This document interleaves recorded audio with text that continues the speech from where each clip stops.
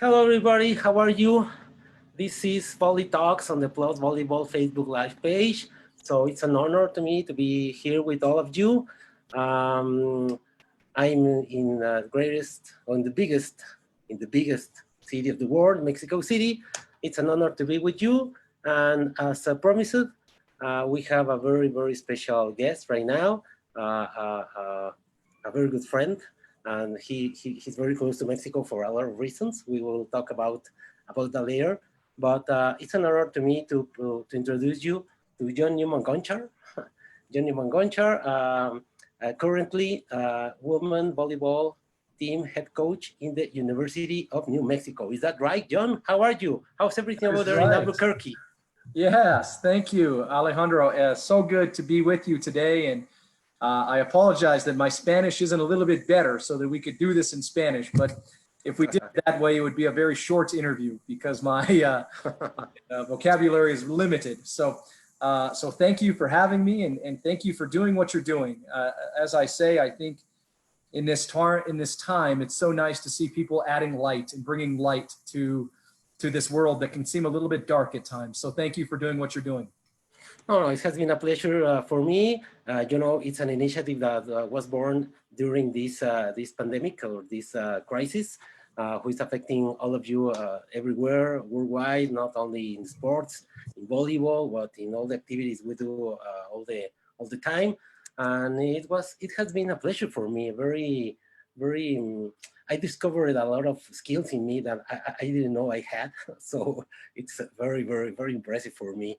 So again, I want to add just a little. If I can add just a little for volleyball world and for volleyball community, I will be very glad at the end of this pandemic. Yeah, wonderful. I feel like that's such a special way to look at it, Alejandro. That is just wonderful. That if you can just leave your mark just a little bit, then the volleyball world is better for having had you in it. So thank you. Yeah. No, you're welcome. We love the sports, we love volleyball, and everything I can do to to grow the game, Yeah. I will be very pleased, by sure. Cool. Okay, so how's everything over there in Albuquerque, Jon? It's good. It's good. We're doing the best we can. We're managing. We're adapting. We're adjusting. We've found that there's a lot of hiking trails. So my wife and I and our little baby are getting out. We're doing some hiking and we're finding the good. We're really hunting for the good because there's a lot of not so good out there, and we're trying to do the best we can for our community, from the Lobos, to do what we can for our community, not only here but worldwide. Today we did a worldwide cleanup, and so every one of the Lobos went out and cleaned up their community. So for 1 hour we cleaned up some garbage. And lended our hand in our communities, because I said to my team, it's our job to be great for our communities. It's our job to do that. That's what we do. And whether we're in Albuquerque or we're in Israel or we're in Mexico and wherever our athletes are, we have 4 countries and 12 states represented on our roster. And so we have them all out and about today for 1 hour doing some cleanup. Yeah, okay, no problem for me. As I told you, I'm very pleased that you are here. So very nice background, Jon, virtual background. Yeah, thank you. This is Johnson Center, right on main campus at the University of New Mexico. So this is where the magic happens. This is where we do us. This is where we practice. This is where we play. This is where we get after it on a daily basis when we're not in quarantine, of course. So this reminds me of where it is that we do that. So it's my virtual background. For how long have you been in your home? 2 months or something like that? Yeah, March 13th. So today, roughly May 19th, right? So 2 months and a week. So 9 weeks roughly in quarantine. Wow. And, our athletes left for spring break thinking we were just going to be back the next week. And midway through the spring break, we were told that things were going to look a lot different for the rest of the semester. So it's been a pretty challenging few weeks and few months for our team, but they're doing so well. They're getting through it and they're adapting and they're adjusting. It's been great to see that. Yeah, it's difficult for all of us. And do you have any date so you can return to the campus and also to train? Yeah, they're hoping to phase in the athletes slowly. So there's a plan, hopefully in the next few weeks, for the football team to come back, because they're also a fall sport. And after the football team, then phasing in the volleyball program, the soccer program, the basketball programs. And so in no particular order at the moment, but they're working towards bringing people back for the start of what will hopefully be as regular of a fall semester as there can be. So that would be starting in August with preseason training. So I do not foresee us having athletes back before then, but early August is the projected date. Okay, great. And do you think there will be women volleyball in NCAA because it's a full sport? What have you heard? I have to think there's, I mean, I have to believe there will be, right? I've got to hope. I've got to kind of understand that I'm not in control. So I kind of have to hope for it because I don't know. But the reality is that we are planning for as normal of a season as we can plan for, and knowing that there's probably some limitations to the scope of the season. How long is it going to be? How many matches? How many athletes can travel? Just as we get through this pandemic and as we learn more about it, and as we learn about how to best protect and keep our athletes safe and our coaching staff safe, I got to think it's going to look a little different than normal, but we're hoping that we get some, if not a lot of what we're used to, if that makes sense. So we're hoping to have a very normal season, even though we know it'll look different. Yeah, I think we have to work in a day-by-day basis, right? In every sport. Yeah, absolutely. It's you know, there's some challenges. Do we test athletes before they get on the court? Do we test them after a match? Do we test them before we fly? Do we test them when we land? Do we test athletes when the opposing teams come to play us? Who pays for the testing? How quickly can you get the results back? I think there's a lot that goes into keeping everyone safe. And the protocols of matches. Do we wipe the balls down in between points? Do we, with Clorox or with a bleach to remove any potential of the virus? Do referees have to wear some sort of protective masks to athletes, to coaches? A lot of questions still yet to be answered. Yes, of course. I think it's the same for USA, Mexico, and all the countries. Yes. Okay. Yes. Guess who is connected right now? Raúl Arizaga, hola, ¿cómo estás? Okay. Ushue Guerreca is joining us. Oh, wonderful. Hello, hola. Hola, Ushue. Other people, Judith Sandino from the VIS Commission in Norseca from Nicaragua. Wonderful. Salvador Escalona, very, very nice friend here in Mexico, a very, very nice coach. Awesome. Okay, so, well, Jon, thanks for your introduction. And well, now with the normal agenda of these talks, tell us about something about your beginnings in volleyball. Did you play in college, in high school? What about that? Yeah, so I grew up in Los Angeles, California, and in LA, boys volleyball is very popular. So I was able to play high school volleyball.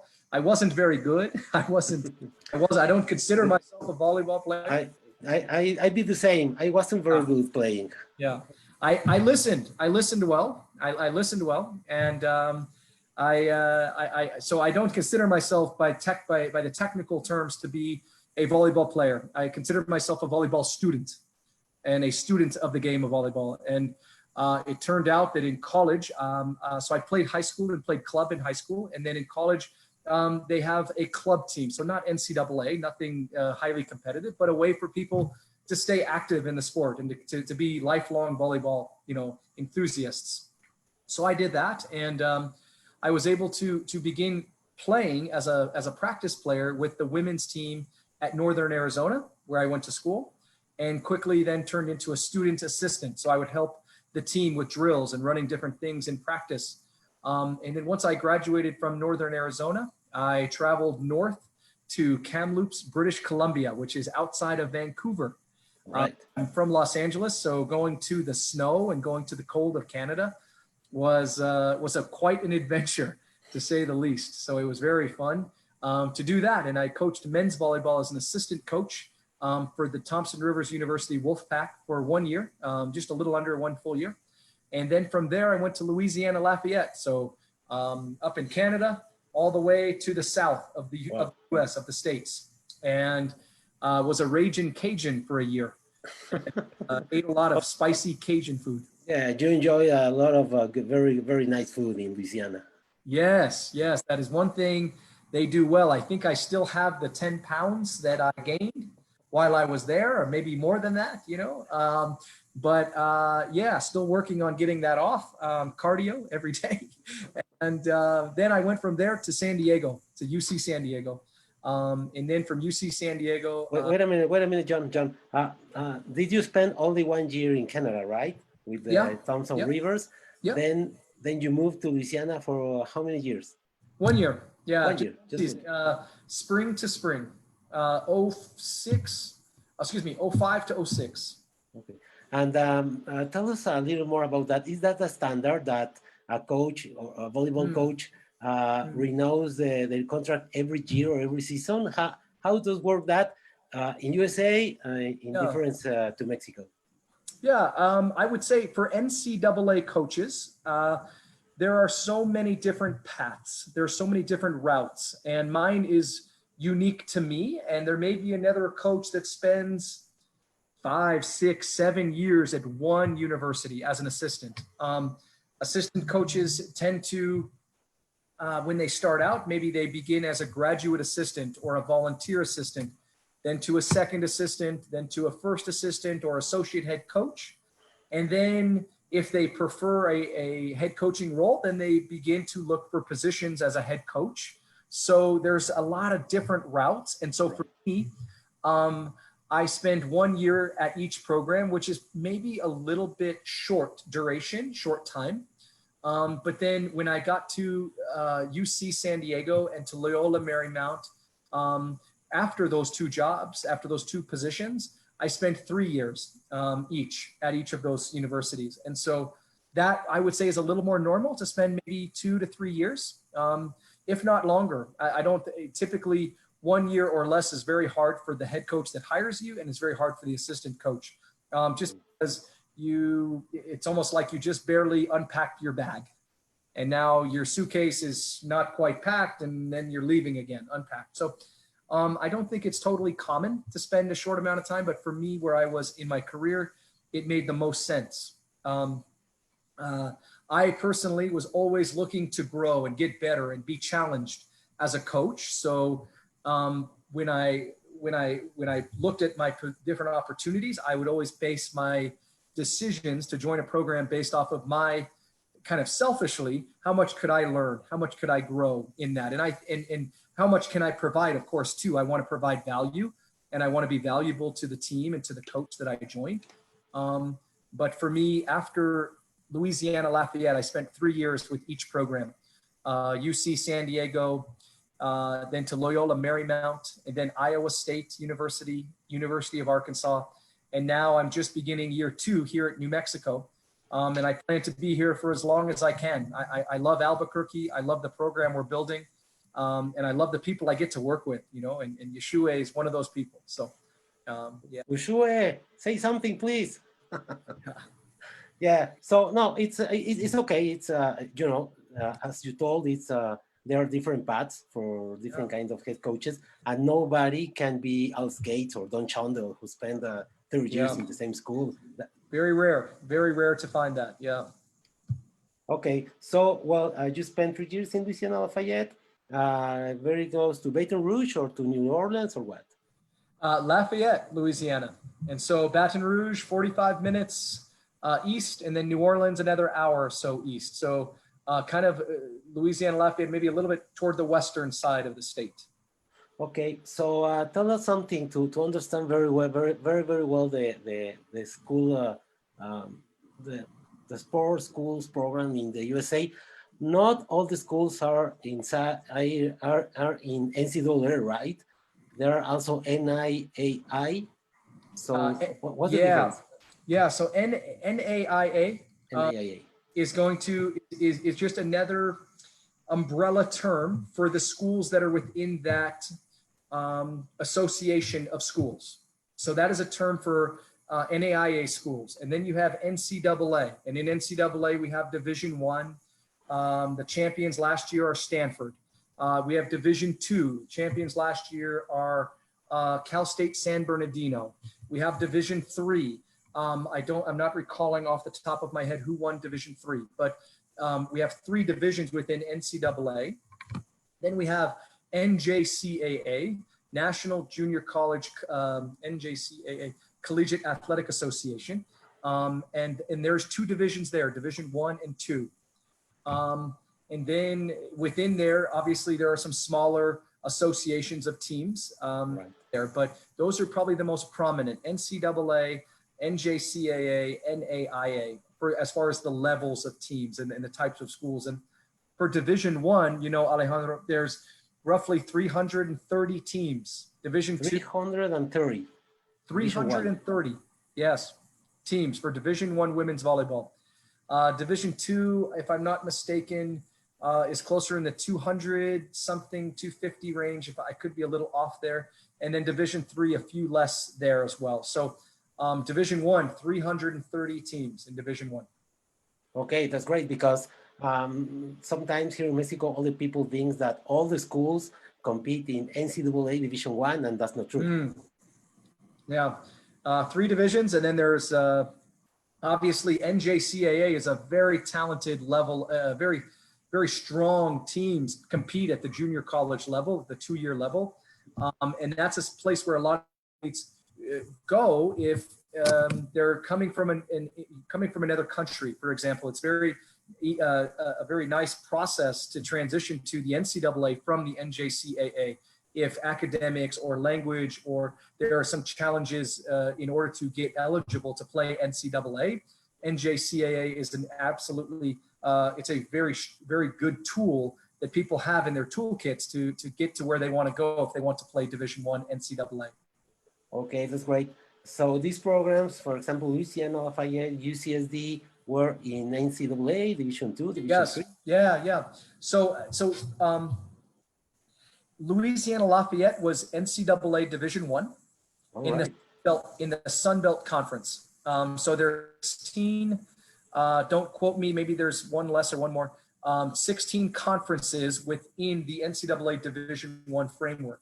And then you have the many different types of conferences from what we call the Power 5 to the Group of 5 to the major to the low mid major. So there's a lot of different designation in that level. And so UC San Diego competed when I coached there. I was with the women's team that was NCAA Division 2. I was an assistant coach for the men's team, NCAA Division 1. But they competed in the Mountain Pacific Sports Federation, so the MPSF, which is still existing now. But UCSD is no longer with them. They're in, I believe it's called the Big West, is the league that UC San Diego now for men's volleyball. And women's volleyball just joined Division 1 to go to the Big West as well this year. So at the time they were Division 2. And then Loyola Marymount was NCAA Division 1. And then to Iowa State, NCAA Division 1, Arkansas, NCAA Division 1, and now UNM, New Mexico, NCAA Division 1. Okay, that's great. You're evolutioning. That's great. Yeah, well, it's been good. It's been fun. Yeah, so Loyola Marymount is a big program. I remember Loyola Marymount because Reed Pretty was there.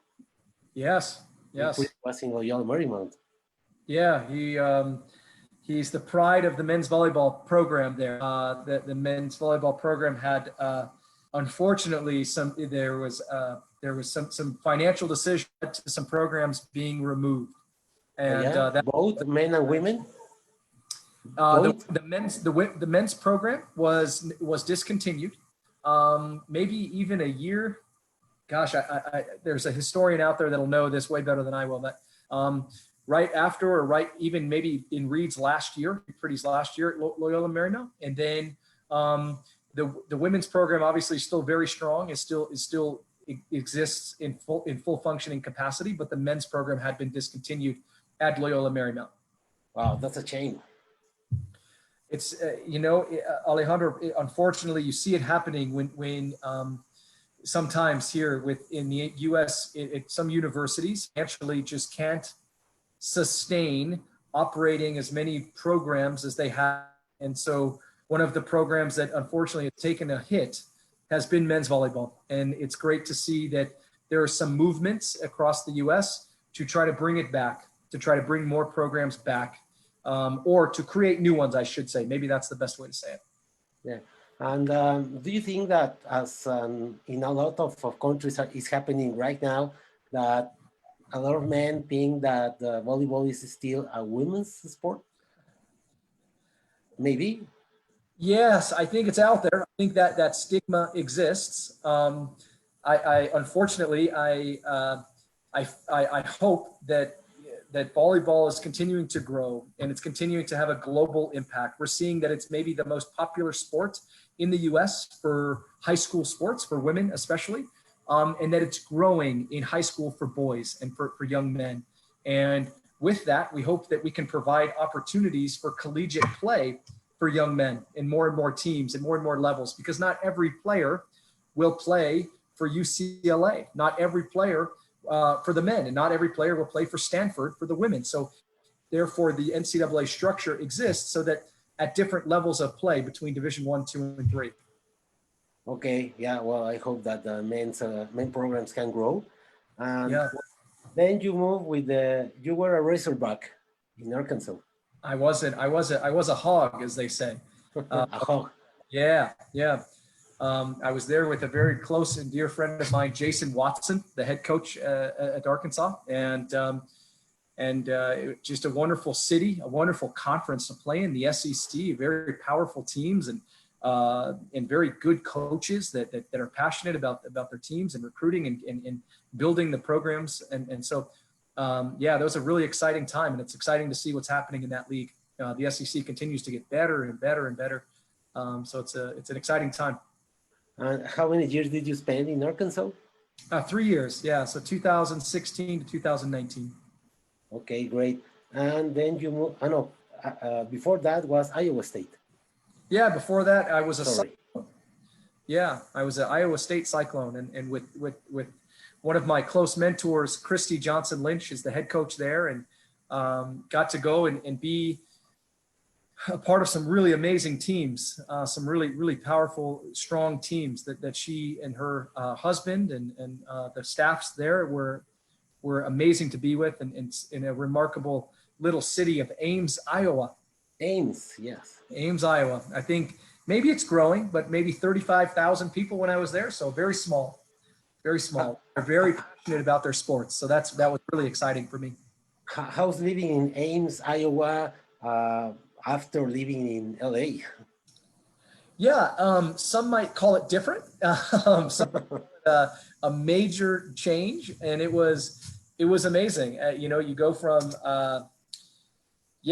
two polar opposite type of places and type of cities, but the one thing that doesn't change is the passion for volleyball, and that's what makes this sport to me so unique. Is there were times where I think we had almost 4,000 or 5,000 people in the stands at Iowa State, and it was just amazing. Maybe more. I could be underselling it, but they were top 10 and top 20 in attendance for a number of years, and I believe they still are right there, because the fans are just passionate about the sport, and that to me is the universal language of all that we do, is that anywhere you go, volleyball is volleyball, and people love it, and people love to follow it and support it, and so yeah, it was a lot of fun. And you can say of this, there are a lot of fans of volleyball just for this school in the whole state of Iowa, the whole region. Good question. Yeah, you have the other school, which you're not supposed to say their name. They're the Hawkeyes. You're not supposed to say it though. You just say Cyclones. When you were a Cyclone, you're just a Cyclone. So there are two other schools three, with University of Iowa, the Hawkeyes, Drake University in Des Moines, the Bulldogs, and University of Northern Iowa in Cedar Rapids. Yeah, it's gonna mess that one up. But yeah, 4 really good competitive volleyball programs in a very small state. So the volleyball is good there. Okay, yeah, I remember that Kayla Vanguard, the libero for the last Olympics, Yeah. was born in Iowa, right? She was, yeah. Gosh, Dubuque. I want to say Dubuque, Iowa, but I could be off on that. Yeah, she was. Yeah. Well, she went to Nebraska, and Yep. right now she's working in Nebraska, right, as an assistant coach. No, yeah, she was most recently, but she has recently taken a position as head coach. Mississippi. Yeah, at Ole Miss. All right, that's right. Perfect. Yeah. And okay, well, and then you moved to your place right now, who is New Mexico. You spent over there like a year and a half. Yeah, a little bit under that, maybe about 14 months. Yeah. Okay, and how's the life in New Mexico? The people. Right. Yeah, it's been good. It's been really good. We had a little boy, my wife and I. I shouldn't say we. She did all the work. I just. Yeah. So we had a little baby, and he's almost a year old next week. So we're excited for that. And his name is Hudson, and he's a little Lobo, and he's fun he's a handful. He's all over the place, but we really like it here. A lot of really good people, and they're passionate about the Lobo. The Lobos. There's not professional sports in New Mexico. So yeah. The University of New Mexico for us is the flagship university of this state, and we're proud to represent them, and we're proud to do what we do. And talking about that, John, what about the crowds? What about the crowds for sport? Yeah. I can imagine that football is number one, but how are the other sports growing the crowds for the different sports? Yeah, volleyball, we had a little falling off attendance-wise, just because our gym, as this background that you can see, is under construction. So we had a little falling off, but we're looking forward to getting our fans back in there.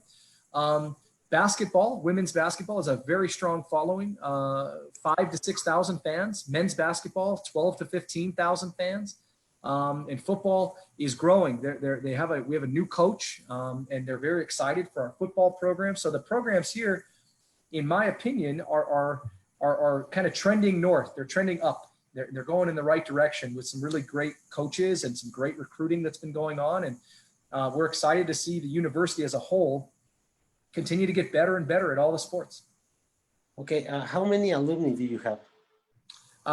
Say that one more time. How many students are enrolled in UNM? Yeah, the last one was just under 20,000. We were closer to 17,000. It's a lot. Yeah. John, a lot of people say that if a country wants to be competitive in the volleyball world arena, their country has to have a pro league. In this case of volleyball, it's obvious that the USA, there have been a lot of attempts in the USA to create a professional league, and the USA Volleyball send almost 600 to 700 transfers every semester for USA athletes to go overseas to play volleyball. And not everyone are Matt Anderson, not everyone are Taylor Sander, but a lot of people is playing overseas. And I think that's it's not the perfect program, but I think it's a program that works. It's a process that works because the men and women USA volleyball programs are always on the top of the world scene. What do you think about that? Because well, here in Mexico, I hear a lot of people say, "Hey, we don't have a pro league, we will not success in volleyball," and I disagree. What do you think about that? Yeah. I think it's a really, really good question, and I think there's a lot of different ways you can go answering something like that, and because there are so many different approaches to how to look at it, and one approach is there's no other country that has what we have in regards to the NCAA structure for playing Division I volleyball. On the women's stage, on the women's side, we get full scholarships to provide to student athletes, and you can study at a top research institution. If you want to be in biomedical research and biomedical engineering, you can study at one of the top universities in the world right here in the US. You can then also play at that same university. You can play volleyball at the highest level possible. Now, granted, I understand that it's not the Champions League. It's not Champions League. It's not quite at that level. I get that. You're not gonna. Yeah, I understand that. Yeah, that's very clear. Yeah. Right. But we understand that we offer something that nobody else can offer. And so different countries that can offer professional leagues. Absolutely. Yeah. That you're seeing that in countries in women's volleyball, such as Turkey, who's coming in incredibly strong. I don't know what their world ranking is right now, but they have a new coach, and I know you're familiar with Coach Gudetti, and you're seeing some of the stuff that they're doing there, because yeah, you're right. They have an ability to play volleyball at the highest level possible, and you're seeing how their country is developing the athletes. And but one thing that maybe those countries don't have that we have is the ability to provide an educational experience to these athletes, that maybe after their careers they come back to go to schools. I don't know, but typically that's something that is a major shift. The U.S. is putting together a professional league. I don't know where exactly it's at the moment with the pandemic, but it's looking to start, I believe, next February, so a little under a year from now. And the women's side. Say it again. Just for a women. Yes, women. Yeah. That's what I understand. Yes, just for women. Yes. And so you're absolutely right. And I think that the challenge of it is, how do you keep, for me being an American, how do we keep Team USA at the top? And I think we have an incredible talent pool in that we have a huge country that a lot of athletes are playing volleyball at a very high level.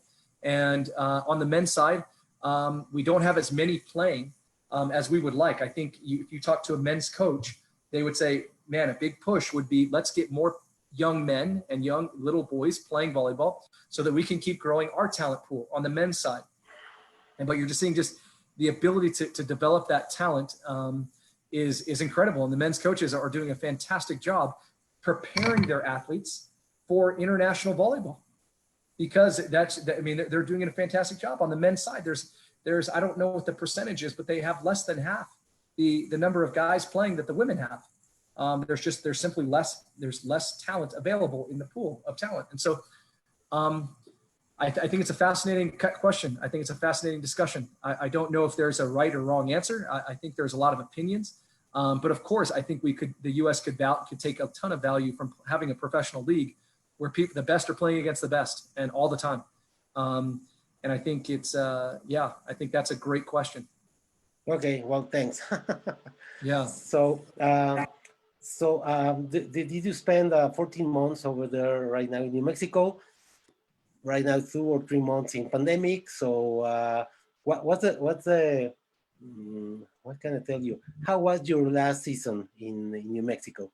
Yeah, so we had our first season in the fall of 2019, and we were making a big shift and a change in the way we were trying to play the game. And I think it took us a little while. It took us maybe a little longer than I would have liked to make that change and to make that shift. And maybe it starts as a team culturally. Maybe it starts off the court.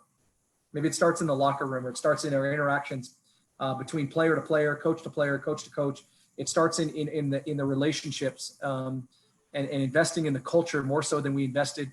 Not that we didn't invest on the court. I never will I say that, but maybe there was a big shift in just how we were going to start playing this game and how we were going to view what it was that we were doing, how we were going to value, what we were going to value, and why. And I think that was a big shift for us. And so it took us a little bit longer. I'm very proud of the team. I'm very proud of how we finished. We finished on a very strong note.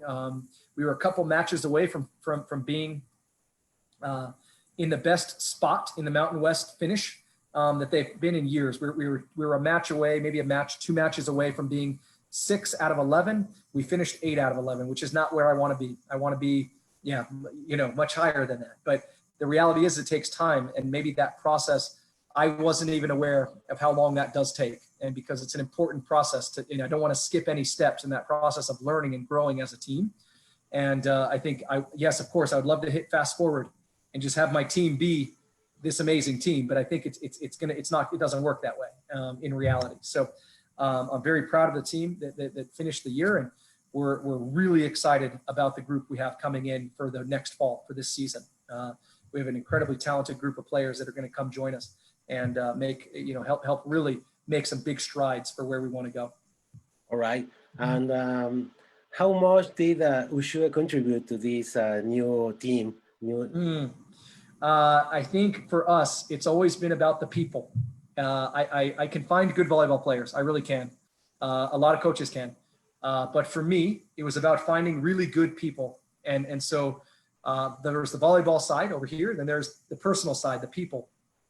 And Yeshua is a grand slam of a human being. She is an absolute gem of a soul, and she's high character, and she's high integrity. She's an incredible student. We feel so fortunate that she's a Lobo, and she represents us so well, and we are so proud of her.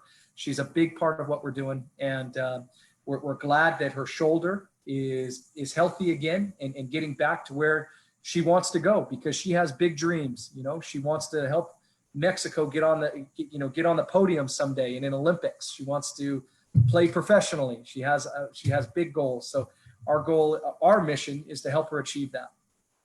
Yeah. I interviewed last Sunday Yeshua and Sophie Maldonado. They are great girls, and by the age 19 and 20, they have combined, I don't know, 4 or 5 world championships in underage. So that's great achievement. Yeah, incredibly humble human being. You would have to really ask her to tell you about that. You'd have to ask her to tell you about all of her accomplishments, because she's just an incredible human being that is incredibly humble, and she's not going to talk about herself a whole lot. And tell us something about not exactly the Ushua process, but how in Mexico we have our own recruiting system. It's not perfect, of course, Sure. but how the recruiting system for colleges in the USA? How does it work? Yeah, great question. So it's different for everybody. It's very much like, for example, my coaching path and my plan. You know, I'm different. My path is unique to me, and everyone's recruiting experience is going to be unique to them. And I think the traditional route is that athletes play high school, they play club volleyball, they begin to decide at maybe freshman, sophomore year, maybe earlier, maybe a little later, that I want to play in college. I want to play beyond high school. And then what happens is they begin to create a profile or a resume with some video or maybe some information about them as a student, as a player. And then what we see happening a lot is those athletes reaching out to universities and saying, here's who I am, here's my position, here's my film. Do I fit the needs of your team? And if they fit the needs of the team, then there begins a conversation about the fit of the person, of the individual with that university, with that coaching staff. So I think everyone's recruiting path is going to be a little bit different.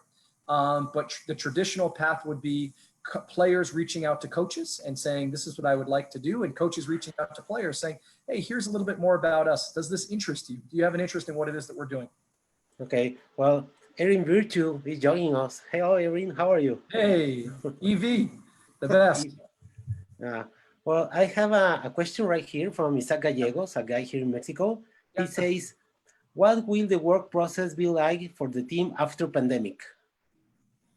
Say the first part of the question. I'm sorry, I kind of cut out. What will the work process be like for the team after pandemic? The work process, did I hear that right? Yeah. For our team specifically, we understand that this may be the longest period of time that they've ever gone without touching a volleyball, without competing, without playing.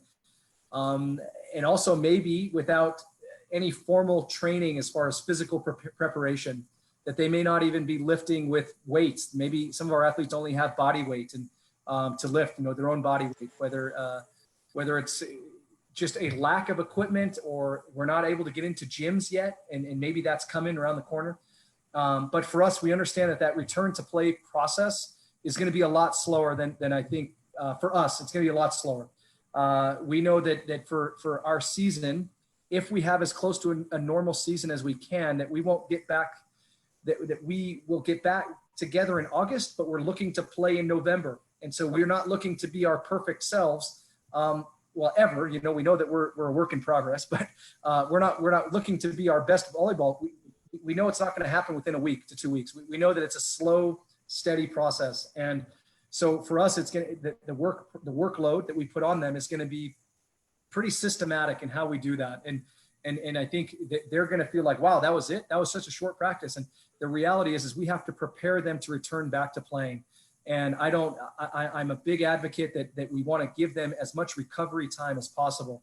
So, so to Coach's question, or to the individual's question, the challenge for my program right now for me is, what does that return to play look like? How long does it take for us to ramp up before we're into a 2 hour and 30-minute practice? I don't practice 3 hours or more. I'm not one of those types of coaches.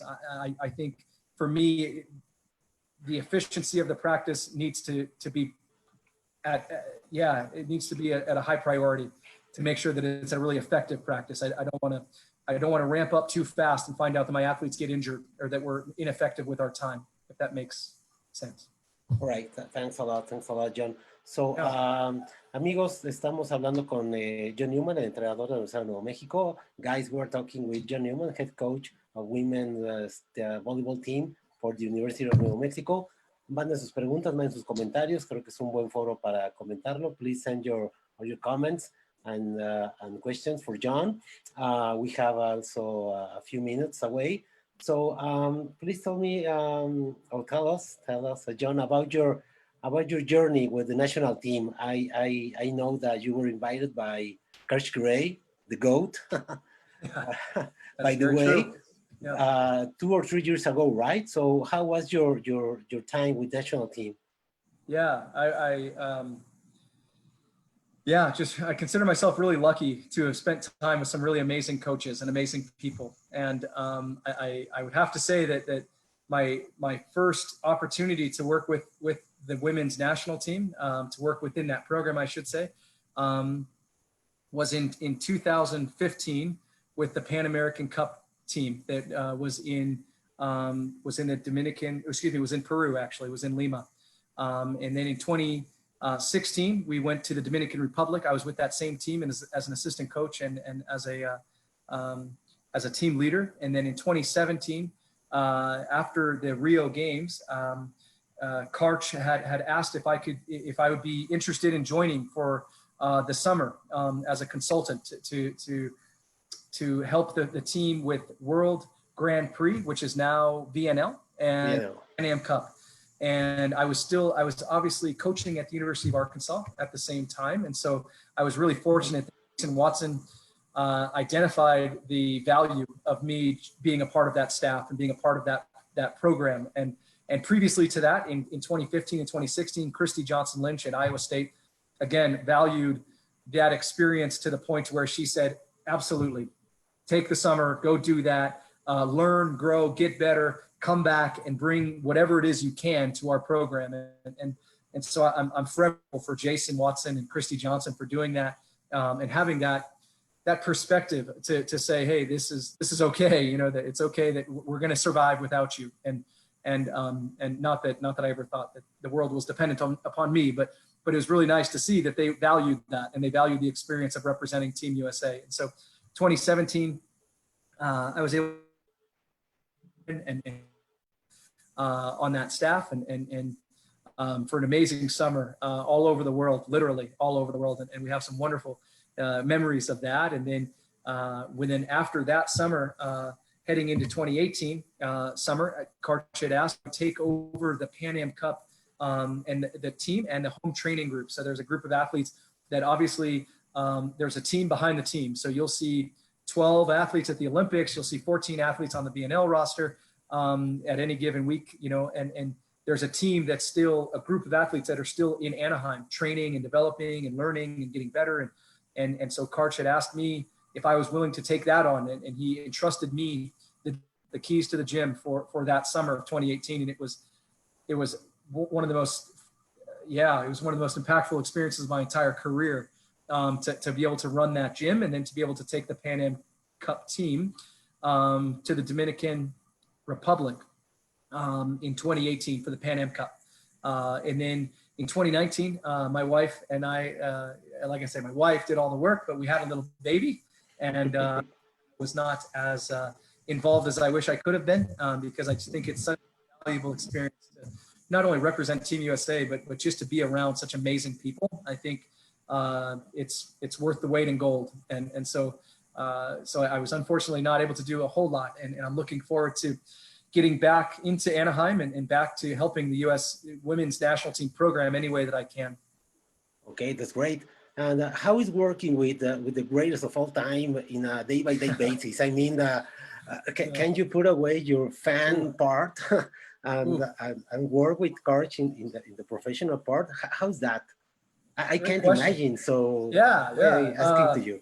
I think you have to pinch yourself a few times. You know, you kind of go, hey, okay. Hey, you know, is this for real? Yeah. Just so humbling, just so humbling to be around someone that is so hungry. He's hungry to be a great husband. He's hungry to be a great father. He's hungry to be a great head coach to the players. He's hungry to be a great head coach to the assistant coaches. He's so hungry to give back to so many people that you can't help but get better. You can't help but want to be some piece of that. And even if you get this much of it, boy, you're doing pretty good, you know? So what is it like? It's an amazing experience, and it's amazing experience just to listen to him talk and to be around him. And it's not just him, and because he's obviously the rock of which, you know, this thing is orbiting around.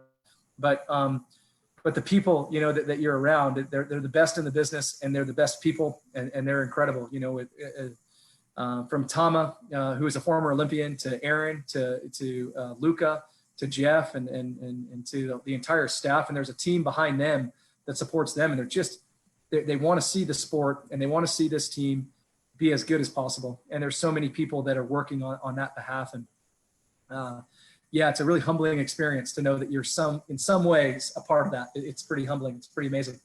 Yeah. Well, I had the opportunity to be there in the American Sports Center in Anaheim 2-3 times for World League. I told you, in Los Angeles, but at the same time there were the national team men's and national team women's training. And you park your car, you walk 10 steps, and you are inside the gym. It's fantastic. It's wonderful. Yeah. So I remember I asked Gary Moy, "Hey Gary, can I go with Coach?" And he told me, "Yeah, of course you can, after he ends the practice. Yeah. In the practice, he will get you the hell out of here." It's best to wait till the practice ends. Yeah. Yeah, of course. It's obvious. It's pretty obvious, of course. But I remember that the practice ends, and I went with Coach, and I chat a little with them. He made me some autographs. So I took some pictures. So he's a great guy. Yeah, he's like I said, I think he's hungry to be great to the community. He's hungry to be great to supporting coaches, to answering questions, to, hey, just letting you be a fan, because he knows that the sport of volleyball is much bigger than just him. And he's a small piece of it, he's a huge piece of that. But he understands that him doing that is just growing lifelong fans of a sport that we all love, you know, and I think we're passionate about it. And like I said to you early before this call starts, I think this has been a pretty dark time for not only our country, but your country and maybe the world in general. You can say it that way. And doing some small conversation like this is adding light, just because we're all able to connect in different ways. And so I think what you're doing is amazing. Oh, yeah. Thanks, John. So one thing I admire a lot from the USA volleyball program is that, there's the head coach, John Spuro for the men and Coach Gray for women, but you are rotating the coaches, the staff. I mean, I had the opportunity to be here in Mexico in 2013 and 2018, 2016, be the team liaison for USA Volleyball. Yeah. And in 2013 came Sean Patchell with Nick McRae and Alan Vince, and 3 years later came Ron Larson with Sean Rooney and with Jordan Cheng, and USA team is always changing or rotating their staff, and I think that's a great opportunity for you, for people like you, Jon Newman, to have the opportunity to be in contact with those athletes and to travel around the world and to be in different competitions around the world. I think that's very valuable. What do you think about that? Yeah, absolutely agree. You know, it's unfortunate that John, Spera, and Karch can't be at every tournament every week in the summers and in the international. So there is you will see some differences represent, and I think the USA volleyball staff and now that as the teams and as there's different programs and different tournaments, you'll see some different faces, but the primary coaches for the team, you don't see as much turnover there for their major competitions. But sometimes there's 2 tournaments at the same time, a VNL week and a Pan Am Cup week. And so at that point, the VNL, some of the more major international tournaments, you'll see some different faces at the international tournaments. You'll see usually the same faces. You'll see Karch and his staff and John and his staff, maybe with some swapping in and out depending. But at the NORCECA events, more often than not, you might see some different faces or some faces of coaches that are getting new experiences, like you said, which I think is amazing, that Karch and John trust other people to help grow their programs, but also giving them incredible opportunities to coach international volleyball, which is yeah, it's invaluable. It's amazing. Okay, that's great. We have another question for you, John. Is Israel Misraim Diaz from Mexico, I think. Yeah. How will you try to recover the team level after this offseason in the mentally level? Yeah. Great question, Ryan. Great question. I think one of the big challenges that we have is we have no idea the impact this pandemic is going to have on our students and our athletes psychologically. I just don't know if we're able to even guess at the impact that they're going through and the challenges that they're going through and what they're facing with such a change in their world and such a change in the way that we operate. And so I think for us, it's about having some really open conversations about what it is that we value and about why it is we value what we value. And how do we create the highest functioning team culture that we can all the time? And it's not just for one season, but it's for sustainable a period of time where how can we be the best versions of ourselves and be the best versions of ourselves for each other and to make people around us better. And I think once we can get that common language established of what that looks like and why it is that we want it to look that way, I think it helps to grow the people around you. And I think that will kickstart or that will accelerate that process of getting us back mentally to where we left off because they haven't competed for 6 to 8 months. I mean, my team left in March and we won't get back till August. So at least 5 months of not competing. That takes, I think, your teeth, if you're a shark, your teeth can get a little dull. And we want sharp teeth if we're sharks. You know, we're going out because we're hungry, we're hunting. But yeah, it's been 6 months since we've done that. So we've got to talk about it. And then we've got to compete a ton in practice. And we've got to make sure our practices are very competitive and getting the most out of our teams from that standpoint. Yeah, because they are doing exercise, they are doing some drills at home, but they're not training volleyball. Yeah, they are doing some exercises at home. I'm knocking on wood. Hopefully they're doing them. If you're listening, you know, Shushu's got to be doing them. But no, our athletes, yeah, they're working out at home, and I don't think I did hear from one of my athletes just recently that she was hearing that her club was going to start allowing for some training. So maybe you're going to start to see some people training with a volleyball over a net again soon. I hope. Obviously, I think the priority is to stay safe and to protect not only the athlete, but their family and their friends and the people that they interact with, because this thing's not over and we need to stay safe. Yeah. I'm okay with you. So Enrique Carrillo, a very good friend of mine here in Mexico City, says, Ale and John, congrats on your interview and for your guest right now. Gracias, muchas gracias, Enriquito Carrillo. So, John, unfortunately, the time is over for us. it has been a great conversation with you. Thank you very much, my friend. Thank you. I hope to see you pretty soon for the next season over there in Yes. Albuquerque. Could be great for me Yes. Yes. to support Lobos. Yes. I really like the program. I really like you. You're a really great guy. So Thank you. thank you very much. I don't know if Yes. you can send us a final message for us, for all the people who were watching this interview. Yeah. Just want to say thank you for having me, Alejandro. It means a lot to me that you would value my time and that you would value your time to have me join you. This is such a unique time for all of us coaches, and I think that what we're doing, and if you're in any small way a part of this conversation that took place, or any of the other ones that you're having in the future, or the ones you had in the past, then you're growing this sport. You're growing, and as you say, you're recycling the knowledge of volleyball, and it's such a great connector that we all are a part of, and in some small way that we're all impacting. So thank you for doing what you're doing, and I hope people stay safe, and I hope people are healthy and looking forward to getting back to whatever this new normal was going to look like. Whatever it looks like, I hope we go out and we thrive in it, because that's what we do as people, and we're going to go make the most of it. So thank you again for your time. No, gracias a ti, amigo. Thanks, my friend, and I hope to see you very soon. Thanks a lot. Muchas gracias a la gente que nos vio, que mandó sus preguntas. Thanks a lot for the people who watch us and send their questions. John, te mando un abrazo virtual, a virtual hug for you at the distance. Right back at you. Okay. Thank you very much, John. Hey, thank you. Bye. Appreciate it.